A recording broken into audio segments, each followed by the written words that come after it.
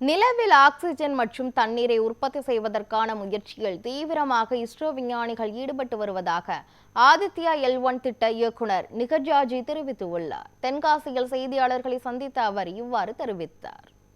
அது எல்லா கண்ட்ரிஸ் நம்ம கண்ட்ரின்னு மட்டும் இல்லை, எல்லாமே இப்போ எங்களுக்கு வந்து சந்திரயான் 3க்கு அப்புறம் சந்திரயான் 4 திட்டம் வந்து அதுக்கு வந்து நிலவில் மனுஷனை கொண்டு போகிறதுக்கு ஒரு முன்னோடியான திட்டம் தான்.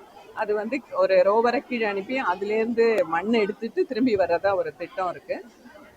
இப்போ வந்து நம்ம அங்கே போகிறதுனா நம்ம இங்கே இருந்து இப்போ எல்லாம் ஆராய்ச்சி நடந்துட்டு இருக்குன்னா அங்கேயே வந்து நம்மளுக்கு தேவையான ஆக்சிஜன் நீர் அதெல்லாம் உருவாக்க முடியுமா? அப்படி உருவாக்குனாதான் மனுஷன் வந்து பெர்மனண்டா அங்கே வாழ முடியும்.